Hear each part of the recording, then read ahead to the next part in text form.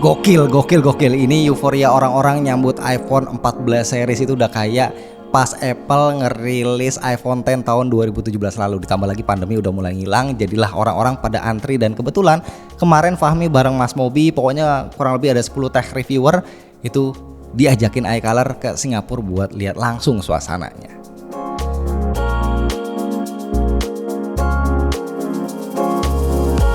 Bismillah, alhamdulillah kita ketemu lagi bareng gua Romi. Walaupun kemarin rombongan tech reviewer pada jalan ke Singapura, tapi ternyata katanya kita nggak bisa beli langsung, ujuk-ujuk langsung datang ke sana ke Apple Store. Kalau mau beli harus order online dulu sebelumnya. Jadi yang antri di sana adalah yang mau pick up aja. Ya namanya juga Apple ya, mereka jualan color aja juga bakal ada yang beli, apalagi iPhone ya kan pasti banyak yang berebut. Makanya mereka ngindarin antrean panjang dengan cara nggak boleh beli langsung, harus pesan dulu sebelumnya. Oke, singkat cerita, kemarin Fahmi hunting iPhone 14 Pro di sana rata-rata pada sold out. Kalaupun ada paling cuma yang 128GB. Akhirnya kita nggak jadi beli dan kami mutusin buat beli di tempat langganan aja dah. Cek aja lapaknya beli lagi di Tokopedia. Itu aman, udah include bayar pajak dan bukti bayarnya juga disertain. Nah untuk HP-nya sendiri, gue yakin ya kita semua udah pada tahu karena exposure soal iPhone 14 series di medsos emang gila-gilaan. Kayak semua orang itu pada ngebahas ya. Malah tadi gue cek salah satu dedengkot Appler lokal, si Indra Tech Live itu udah bikin aja reviewnya, edan lah. So singkat aja lah ya, gue paling mau bahas impresi dan pendapat gue soal iPhone 14 Pro. Kebetulan gue beli yang 256 warna space black. Gue gak demen yang emas atau putih karena bosen. Kalau yang di purple sebenarnya menarik, tapi pasti bakal pasaran. Nah untuk warna space blacknya sendiri menurut gue ini cakep, lebih cakep daripada Space Gray yang kemarin-kemarin. Ini kelihatannya lebih maco, lebih sangar, lebih misterius, dan pastinya lebih matching ya buat warna kulit gua. Jadi gua sama sekali nggak nyesel pilih warna ini, gua kasih nilai 9 dari 10 untuk warnanya. Selanjutnya yang perlu kita notice adalah desain backdoornya yang udah 3 tahun kok begini-begini aja ya. Nggak apa-apa juga sih, cuma kan kalau ada desain baru lebih fresh aja gitu. Nah menariknya trennya makin kesini tiap tahun makin bertumbuh. Size frame kamera iPhone Pro series itu lebih gede dan bumpnya makin menonjol. Untuk size frame lensa kameranya sih gue suka ya, ini makin lebar. Kesannya kayak makin berasa pro, makin canggih kameranya. Tapi kalau soal bump menurut gue ini rada lebay nggak sih tonjolannya? Ngapain harus tebel ini sih? Apa mungkin karena pakai sensor baru mungkin ya? Bisa jadi. Nah secara keseluruhan dimensi iPhone 14 Pro kalau dibandingin yang 13 Pro sih sama lah, cuma beda tipis 1 mm aja dan lebih berat 2 gram. Makanya kalau kita paksain pakai case 13 Pro ke 14 Pro itu masih bisa.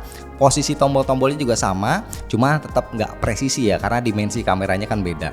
Nah kalau kalian udah nggak sabaran pengen beli, nggak mau nunggu resmi, amannya sih beli antara yang versi Singapura atau Hong Kong. Yang Singapura itu masih nyediain slot nano SIM, kalau yang Hong Kong juga dapat malah ya, ada 2 slot nano SIM. Dan jangan beli yang versi US karena nggak ada slot nano SIM-nya alias cuma support eSIM aja. Gua cek sih di Tokopedia itu udah mulai ada ya yang jual, harganya sudah tentu masih mahal. Kalau yang Pro rata-rata startnya di 23 jutaan. Tapi udah pada tahu belum kalau beli HP di Tokopedia, nah sekarang kita udah bisa tuker tambah tanpa harus keluar rumah. Loh kok bisa nih? Caranya buka Tokopedia, terus search tukar tambah HP. Habis itu tinggal cari aja tipe HP yang udah kita incer, terus pilih opsi beli dengan tukar tambah. Tapi ingat, buka Tokopedianya wajib pakai HP yang mau ditukar tambah. Nah terus juga HP-nya harus yang resmi, bukan barang BM ya. Nanti HP kita bakal ngelewatin serangkaian pengecekan kondisi via aplikasi Tokopedia. Pokoknya ikutin aja langkah-langkahnya, itu nggak ribet. Dan ini yang enaknya, yang menariknya. Dan setiap tuker tambah HP di Tokopedia ini kita bakal dapat gratis bundling perdana Live On super spesial. Ini isi kuotanya 30GB buat 3 bulan. Kenapa spesial? Karena tiap isi kuota kita bakal dapat bonus tambahan kuota 20%. Misal isi 20GB berarti bakal dapat 25GB total. Dan bonus 20% ini berlaku buat seumur hidup tiap kita isi kuota, edan ya. Dan langsung aja cek linknya gua taruh di deskripsi. Nah sekarang kita intip kamera si iPhone 14 Pro. Sebenarnya di atas kertas setup kameranya ini sama kayak 13 Pro, peningkatan ada di lensa wide yang up dari 12 jadi 48 megapiksel dan support RAW. Kemarin Fahmi udah sempet tes motret RAW 48MP pas di Singapura, itu satu foto ukurannya katanya bisa sampai 70-an megabyte, sadis ya. Terus sekilas upgrade yang lumayan berasa adalah pas rekam video di mana ada action mode, jadi video bakal kena crop tapi hasilnya akan steady kalau kita rekam dengan gerakan ekstrim.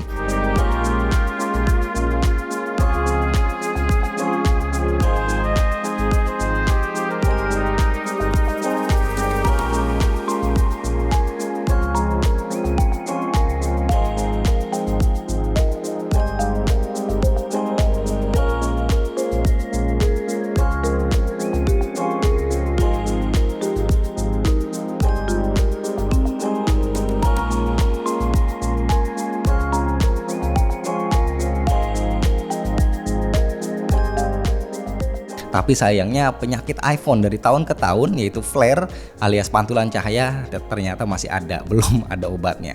Iya, kemarin gue juga lihat IG Reels K2 Gadget si Satis ya posting lagi nelfon pakai iPhone 14 Pro tapi layarnya di depan kayak gini ya, kocak ya. Jadi memang inilah cara yang bisa dipakai kalau seandainya mau pamer atau flexing punya iPhone 14 Pro di medsos. Secara mungkin udah bela-belain nyicil dan rela makan nasi pakai garam doang ya kan, masa nggak dipamerin.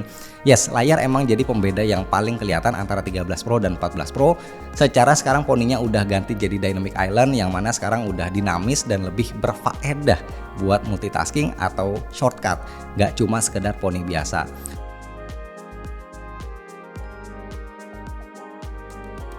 Terus juga layar iPhone 14 Pro udah bisa always on yang cara kerjanya mantap bener.